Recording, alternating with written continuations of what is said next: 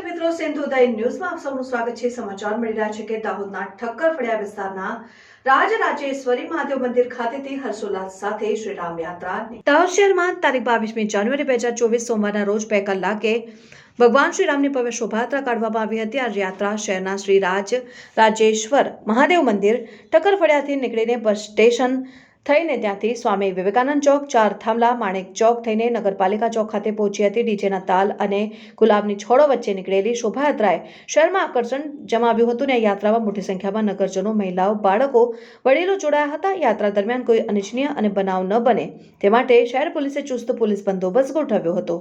યાત્રામાં વિવિધ વેશભૂષા, જેમાં ખાસ કરીને હનુમાનજીની વેશભૂષાએ આકર્ષણ જમાવ્યું હતું। હનુમાનજી સાથે લોકોએ સેલ્ફી પડાવી હતી અને યાત્રામાં મહિલાઓએ ગરબા કરીને ભગવાન શ્રી રામને પ્રસન્ન કરવાનો પ્રયાસ કર્યો હતો। સમગ્ર શહેર જય જય શ્રી રામના નારા સાથે ગૂંજી ઉઠ્યું હતું। દાહોદ શહેરમાં ઠેર ઠેર ભગવાન રામની ધજાઓએ આકર્ષણ જમાવ્યું હતું અને અયોધ્યામાં યોજાયેલ ભગવાન શ્રી રામના પ્રાણ પ્રતિષ્ઠા મહોત્સવને લઈને દાહોદમાં પણ ઉત્સાહનો માહોલ જોવા મળ્યો હતો। Reporter Nazia Pathan, સિંધુદય news, Dahod. આજ રોજ અયોધ્યા ધામમાં માનનીય વડાપ્રધાન શ્રી નરેન્દ્ર મોદી હસ્તક પ્રાણ પ્રતિષ્ઠાનો કાર્યક્રમ થયો।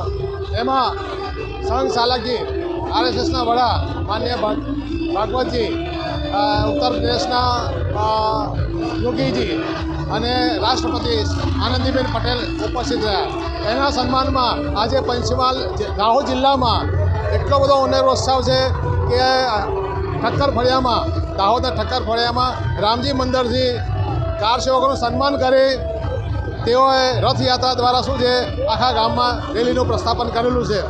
તો આ રામ જન્મભૂમિ નિમિત્તે શહેરમાં એટલો બધો ઉત્સાહ છે કે આખું શહેર